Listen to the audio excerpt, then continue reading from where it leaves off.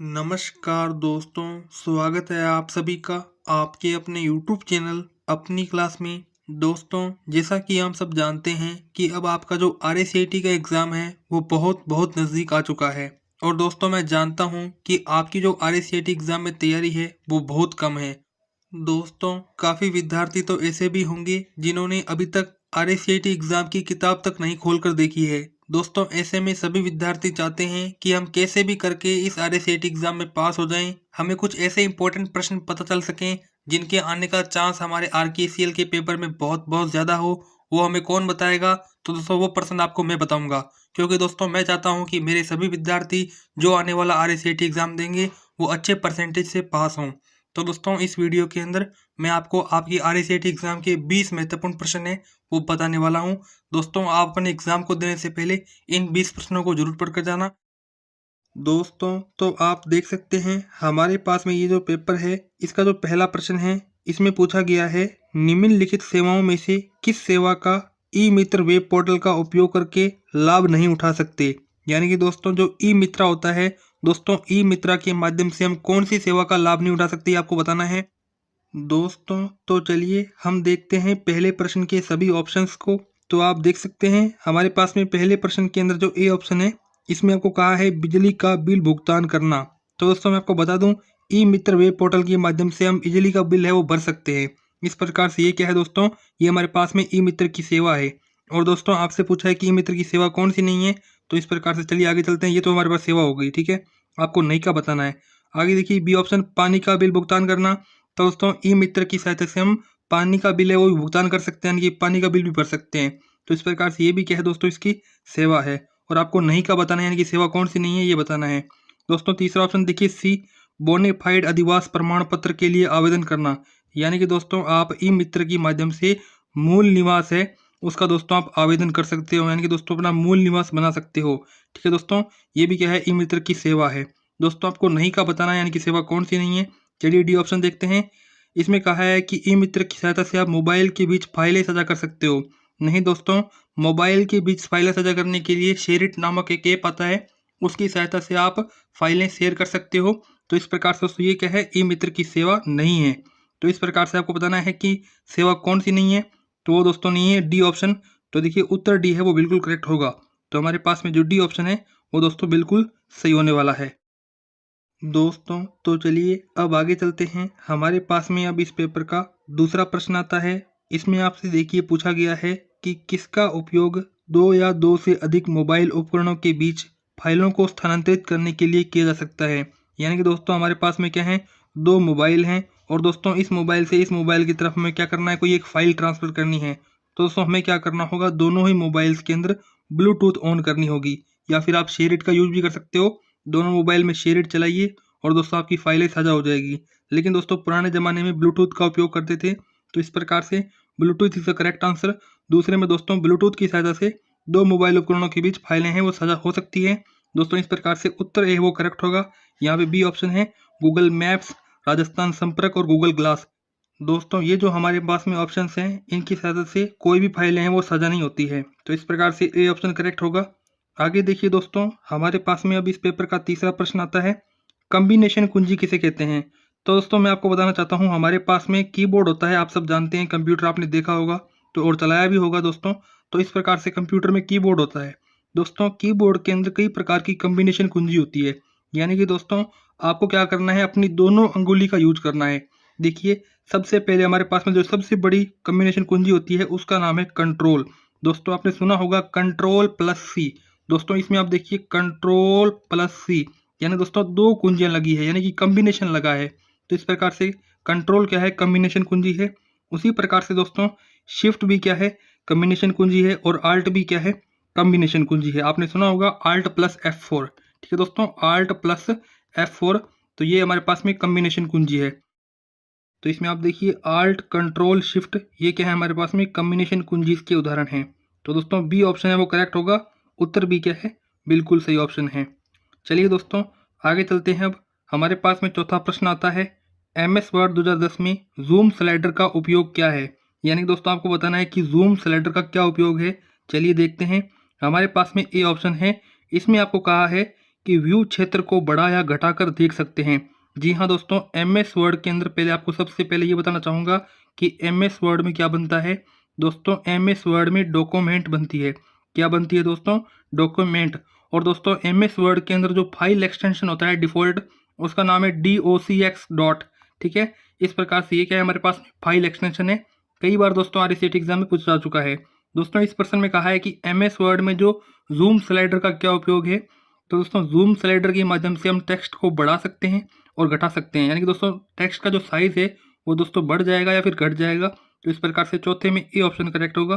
तो उत्तर ए क्या है, बिल्कुल सही है। दोस्तों तो अब आप आगे देखिए, हमारे पास में अब इस पेपर का 5वां प्रश्न आता है। इसमें आपसे कहा गया है कि MS एक्सेल 2010 में फ्रीज पेन कमांड का क्या उपयोग है। तो दोस्तों सबसे पहले मैं आपको बताना चाहूँगा कि MS एक्सेल किसे कहते हैं। तो दोस्तों MS एक्सेल के अंदर क्या बनती है, शीट बनती है। क्या बनती है दोस्तों? शीट बनती है। मैं आपको कई बार कह चुका हूँ। और दोस्तों ये जो शीट है इसके अंदर क्या होती है, विभिन्न प्रकार की सेल्स होती है। ये भी मैं आपको कई बार बता चुका हूँ। दोस्तों तो फिलहाल आप इस प्रश्न को देखिए। इसमें आपसे कहा है कि एक्सेल के अंदर फ्रीज पेन कमांड जो है उसका क्या यूज है। तो दोस्तों मैं आपको बताना चाहूँगा, जो हमारे पास में MS एक्सेल के अंदर कोई भी शीट होती है तो दोस्तों हमें क्या करना है, उस शीट को फ्रीज करना है। यानी कि दोस्तों उस शीट को हमें मूव नहीं करने देना है कहीं भी। यानी कि दोस्तों हम नीचे स्क्रॉल कर रहे हैं या फिर ऊपर स्क्रॉल कर रहे हैं तो शीट का जो हमारे पास में इंटरफेस है वो चेंज ना हो, जो हमारे पास में शीट की स्क्रीन है वो चेंज ना हो, इसलिए दोस्तों हम फ्रीज पेन कमांड का यूज करते हैं। दोस्तों तो इसमें आप देखिए, हमारे पास में जो बी ऑप्शन है इसमें आपको कहा भी गया है कि रो और कॉलम शीर्षक को स्थिर रखने के लिए हम फ्रीज पेन कमांड का यूज करते हैं ताकि वे वर्कशीट को स्क्रॉल करते समय स्क्रॉल ना करे। यानी कि दोस्तों हमें शीट को क्या करना है, फ्रीज करना है। और दोस्तों वर्कशीट को स्क्रॉल करते समय भी स्क्रॉल नहीं होने देना है, यानी कि दोस्तों उसको बिल्कुल जाम कर देना है। तो इस प्रकार से हमारे पास में फ्रीज पेन कमांड का यूज है। तो इस प्रकार से 5वें का बी ऑप्शन दोस्तों बिल्कुल करेक्ट होगा। उत्तर बी क्या है, बिल्कुल सही है। दोस्तों तो चलिए अब हम आगे चलते हैं। हमारे पास में अब इस पेपर का 6वां प्रश्न आता है। इसमें आपसे कहा है कि मान लीजिए कि MS एक्सेल में सेल B1, B2 और B3 में कुछ संख्यात्मक मान हैं। इन सेलों में मौजूद मानों को न्यूनतम ज्ञात करने का सही फॉर्मूला क्या है। दोस्तों तो आप सबसे पहले इस प्रश्न का मतलब समझिए। देखिए हमारे पास में MS एक्सेल के अंदर क्या है, एक शीट है। जैसे कि ये शीट है, इसमें दोस्तों हमारे पास में विभिन्न प्रकार की सेल्स हैं। जैसे कि ये B1 सेल, ये हमारे पास में B2 सेल और ये हमारे पास में क्या है, B3 सेल। दोस्तों ये जो हमारे पास में सेल्स है इसमें आपको बताना है कि मौजूद मानों का न्यूनतम ज्ञात कैसे करोगे दोस्तों आप।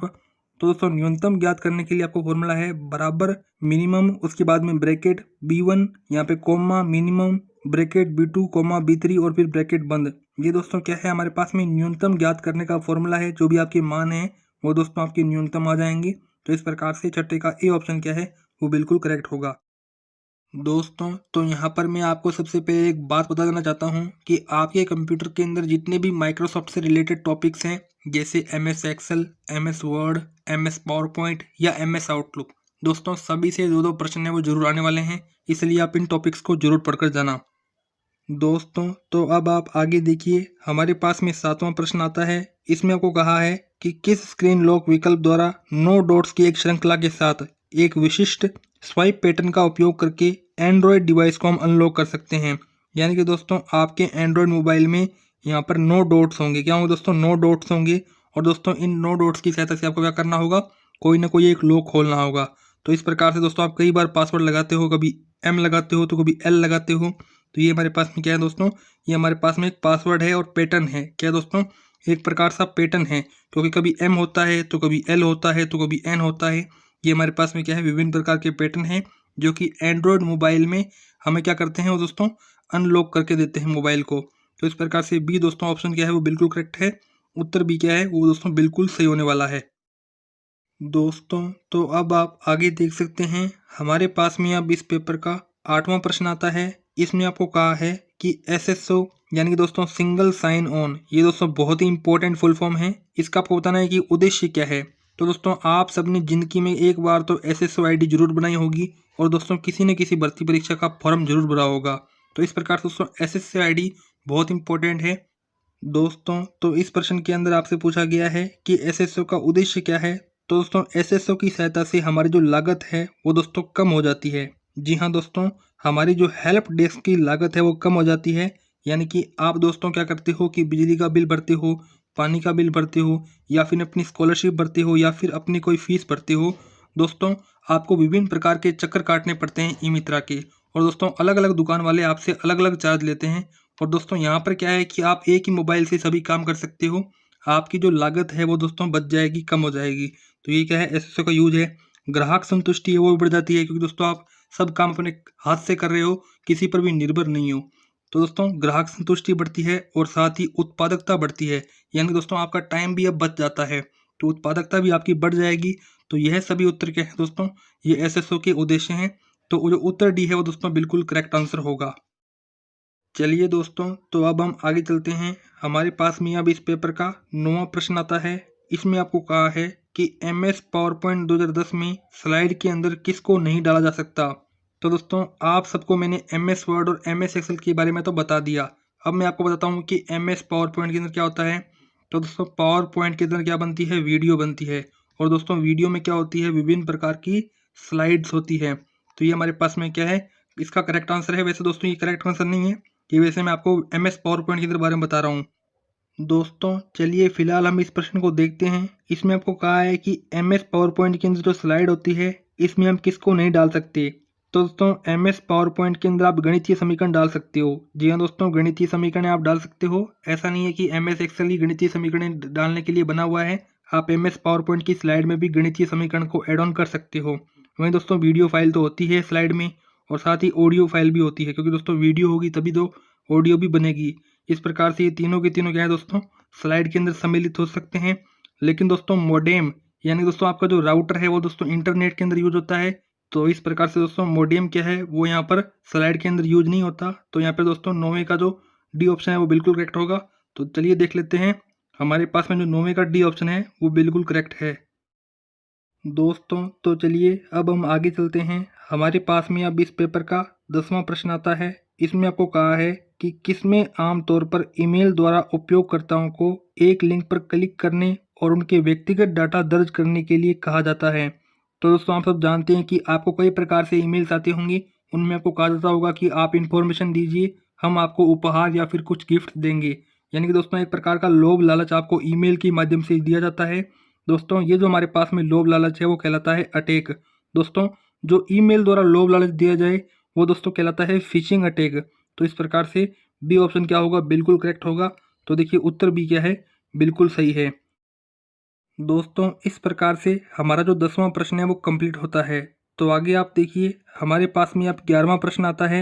इसमें आपको कहा गया है कि इंडियन IT एक्ट 2000 में कानूनों के किस क्षेत्र के लिए तैयार किया गया है। तो दोस्तों मैं आपको बताना चाहूँगा, ये जो हमारे पास में कानून है इंडियन IT एक्ट, दोस्तों आपको IT की फुल फॉर्म आनी चाहिए।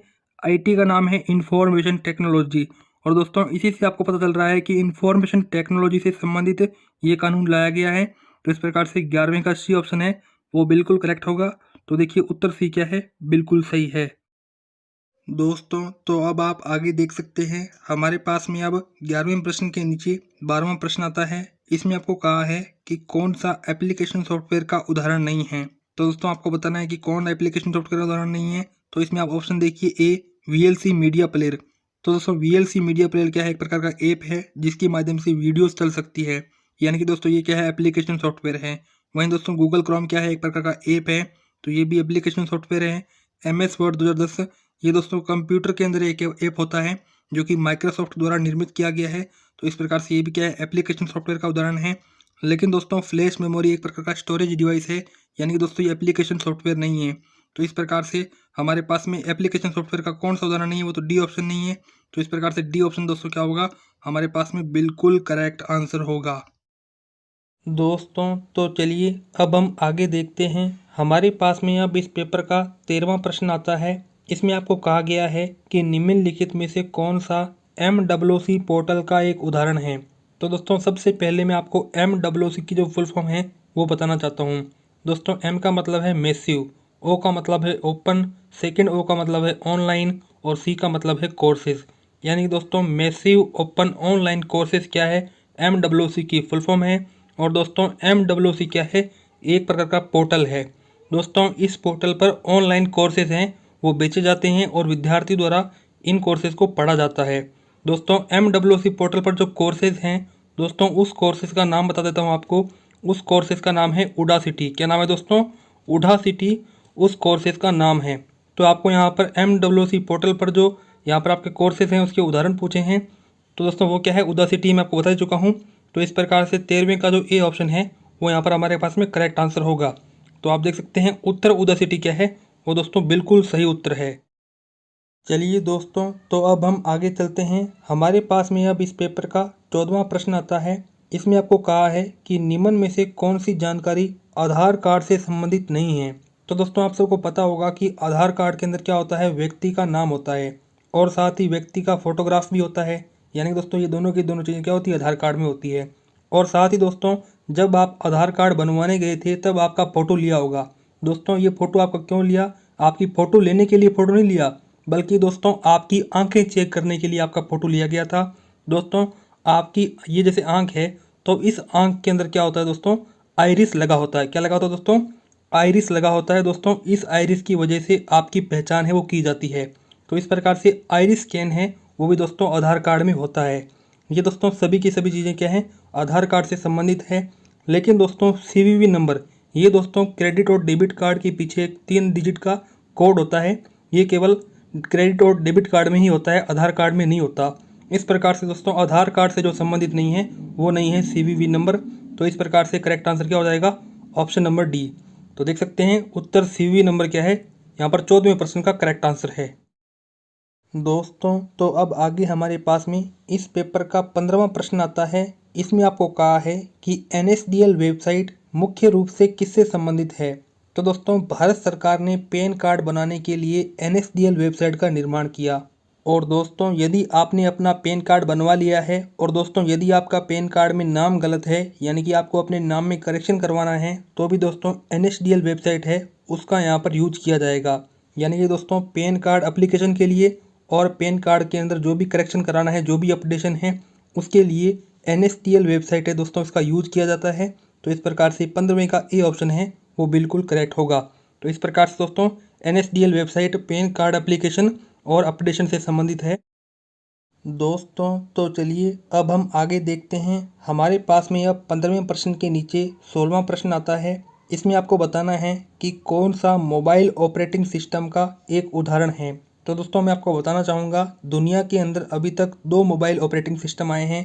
पहले का नाम है एंड्रॉयड, जो कि दोस्तों सबसे बड़ा मोबाइल ऑपरेटिंग सिस्टम है। वहीं दोस्तों एप्पल की तरफ से iOS, ये भी क्या है, मोबाइल ऑपरेटिंग सिस्टम है, जिससे दोस्तों एप्पल के फ़ोन तैयार होते हैं, आईपैड वगैरह या फिर आपके आईफोन्स वगैरह। दोस्तों तो आप 16वें प्रश्न के अंदर हमारे पास में जो बी ऑप्शन है इसमें देख सकते हैं हमारे पास में केवल एक ही मोबाइल ऑपरेटिंग सिस्टम का उदाहरण दे रखा है, वो है एंड्रॉयड ऑपरेटिंग सिस्टम। जी हाँ दोस्तों, एंड्रॉयड ऑपरेटिंग सिस्टम दुनिया का सबसे बड़ा मोबाइल ऑपरेटिंग सिस्टम है। वही दोस्तों आपको ऑप्शन में दे रखा है, तो ऑप्शन बी है वो करेक्ट होगा। दोस्तों वैसे आप बाकी बचे ऑप्शंस भी देख लीजिए। ऑप्शन ए है विंडोज़ 98। तो दोस्तों विंडोज़ 98 क्या है, कंप्यूटर का ऑपरेटिंग सिस्टम है। तो दोस्तों ये मोबाइल ऑपरेटिंग सिस्टम नहीं हो सकता। वहीं दोस्तों सी ऑप्शन है मिंट ऑपरेटिंग सिस्टम। तो दोस्तों ये भी क्या है, कंप्यूटर का ऑपरेटिंग सिस्टम है, तो ये भी गलत होगा। और साथ ही डी ऑप्शन है MS वर्ड 2010। तो दोस्तों ये क्या है, एप्लीकेशन सॉफ्टवेयर है, ये मोबाइल ऑपरेटिंग सिस्टम नहीं है, तो इस प्रकार से ये गलत होगा। तो दोस्तों बी ऑप्शन है वो बिल्कुल करेक्ट होने वाला है, एंड्रॉयड वाला।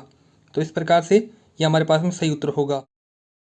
दोस्तों तो अब आगे हमारे पास में इस पेपर का सबसे सिंपल प्रश्न आता है 17वां। दोस्तों इसमें आपको कहा गया है कि गूगल मैप्स का उपयोग क्या है। दोस्तों ये बहुत ही सिंपल प्रश्न है। दोस्तों आप कभी ना कभी रास्ता भटके होंगे और गूगल मैप का यूज किया ही होगा। जी हाँ दोस्तों, गूगल मैप आपको रास्ता दिखाता है, रास्ता ही नहीं बल्कि आपको आपकी मंजिल तक पहुँचाता है। तो दोस्तों स्थान का पता लगाने के लिए गूगल मैप का यूज करते हैं। तो इस प्रकार से 17वें का जो ए ऑप्शन है वो बिल्कुल करेक्ट होगा। तो देखिए उत्तर है स्थान का पता लगाने के लिए गूगल मैप्स का यूज किया जाता है। और दोस्तों ये बहुत ही प्रचलित ऐप है, यदि आपने इंस्टॉल नहीं किया है तो इंस्टॉल कर लीजिए। दोस्तों तो अब हम आगे देख सकते हैं हमारे पास में 17वें प्रश्न के नीचे 18वां प्रश्न आता है। इसमें आपको बताना है कि कौन सा एंड्रॉयड डिवाइस में स्क्रीन लॉक विकल्पों में से एक है। यानी कि दोस्तों आपको एंड्रॉयड स्क्रीन लॉक के बारे में बताना है, यानी कि एंड्रॉयड स्क्रीन लॉक का एग्जाम्पल कौन सा है। तो दोस्तों सबसे पहले ये ऑप्शन देखिए ब्राउज़र। तो दोस्तों ब्राउज़र क्या है, स्क्रीन लॉक नहीं हो सकता। तो इस प्रकार से आप जानते ही हैं कि स्क्रीन लॉक तो होते हैं पैटर्न, पासवर्ड, पिन या फिर आप स्वाइप कह सकते हो, ये क्या है हमारे पास में स्क्रीन लॉक हैं। उसी प्रकार से बी ऑप्शन देखिए यूसी ब्राउज़र। तो दोस्तों यूसी ब्राउज़र क्या है हमारे पास में वेब ब्राउज़र है, तो ये भी क्या है स्क्रीन लॉक नहीं है। हॉटस्पॉट भी दोस्तों स्क्रीन लॉक नहीं है। दोस्तों चलिए डी ऑप्शन देख लेते हैं अब। दोस्तों डी ऑप्शन के अंदर कहा गया है स्वाइप। मैंने आपको कहा था एंड्रॉयड के अंदर जो स्क्रीन लॉक होता है वो स्वाइप भी होता है। जैसे कि आपके पास में ये क्या है मोबाइल है दोस्तों, जैसे ही आप इसे अपवर्ड करते हो यानी कि स्वाइप करते हो तो आपका लॉक खुल जाता है, आपका मोबाइल अनलॉक हो जाता है। तो इस प्रकार से 18वें का डी ऑप्शन करेक्ट होगा स्वाइप। दोस्तों तो चलिए अब हम आगे चलते हैं। हमारे पास में अब 19वां प्रश्न आता है। इसमें आपको कहा है MS वर्ड 2010 में कौन सी कुंजी कर्सर के बाईं ओर के अक्षर को मिटा देती है। यानी कि दोस्तों आपके पास में क्या है MS वर्ड के अंदर आपने डॉक्यूमेंट लिखी, यानी कि जैसे कि मैं लिख देता हूँ यहाँ पर MS धोनी। ठीक है दोस्तों, मैं लिखता हूँ MS धोनी। दोस्तों यहाँ पर आपको बाईं ओर के अक्षर मिटाने, यानी कि दोस्तों आई मिटाना है। मान लेता हूँ मैं आपको आई मिटाना है। ठीक है, तो दोस्तों आप क्या दबाएंगे, दोस्तों आप बैक स्पेस दबाएंगे। क्या दबाएंगे, बैक स्पेस। जैसे कि ये हमारे पास में क्या है कीबोर्ड है, तो दोस्तों कीबोर्ड के अंदर बैक स्पेस का ऑप्शन है वो ऐसे होता है। तो इस प्रकार से बैक स्पेस दबाएंगे तो आपका बाएं अक्षर है वो दोस्तों मिट जाएगा। वहीं दोस्तों कौन सी कुंजी कर्सर के दाएं ओर के अक्षर को मिटा देती है। यानी कि दोस्तों आप यहाँ पर खड़े हो, आपको क्या मिटाना है, एच मिटाना है। ठीक है दोस्तों, एच मिटाना है। तो आप क्या करोगे, तो उस समय दोस्तों आप क्या करोगे, डिलीट कुंजी दबाओगे। ठीक है दोस्तों, क्या करोगे, यहाँ पे दाएं ओर के अक्षर को मिटाने के लिए डिलीट कुंजी दबाओगे। तो इस प्रकार से बैक स्पेस और डिलीट कुंजी क्या है वो दोस्तों बाएं और दाएं के अक्षर हैं उनको मिटा देती है। ये दोस्तों 19वें का सी ऑप्शन है वो करेक्ट होगा। तो देख सकते हैं ये हमारे पास में कुंजियाँ बिल्कुल सही उत्तर है। दोस्तों तो अब आप आगे देख सकते हैं हमारे पास में अब इस पेपर का 20वां प्रश्न आता है। MS वर्ड 2010 में फॉर्मेट पेंटर की शॉर्टकट कुंजी क्या है। दोस्तों यहाँ पर शॉर्टकट कुंजी से काफ़ी प्रश्न आते हैं, तो आप शॉर्टकट कुंजियों को एक बार ज़रूर से याद कर लेना। दोस्तों MS वर्ड के अंदर जो फॉर्मेट पेंटर की शॉर्टकट कुंजी होती है वो होती है दोस्तों हमारे पास में Ctrl+Shift+C। क्या होती है दोस्तों, Ctrl+Shift+C, यानी कि 20वें का बी ऑप्शन करेक्ट होगा। चलिए देख लेते हैं क्या आंसर करेक्ट है। तो देख सकते हैं हमारे पास में Ctrl+Shift+C क्या है, फॉर्मेट पेंटर की शॉर्टकट कुंजी है। दोस्तों तो इस प्रकार से मैंने आपको इस वीडियो के अंदर आपके आने वाले RACT एग्ज़ाम को देखते हुए नए सिलेबस के अनुसार 20 ऐसे मोस्ट इम्पॉर्टेंट प्रश्न बताए जिनके आने का चांस दोस्तों बहुत ज़्यादा है। दोस्तों मुझे पूरी उम्मीद है कि यही प्रश्न आपको आपके RKCL के पेपर में देखने को मिलेंगे। दोस्तों यदि आपको ये प्रश्न अच्छे लगे हों तो इस वीडियो को लाइक करें, चैनल को सब्सक्राइब करें और दोस्तों इस वीडियो को अपने दोस्तों के साथ ज़रूर शेयर करें जिनका भी RACT एग्ज़ाम होने वाला है, क्योंकि दोस्तों यदि आप किसी का भला करोगे तो भगवान भी आपका भला ज़रूर करेगा। तो दोस्तों अब इस वीडियो में तो इतनी ही जानकारी थी। अब मिलते हैं किसी अन्य वीडियो में, तब तक के लिए जय हिंद, जय भारत।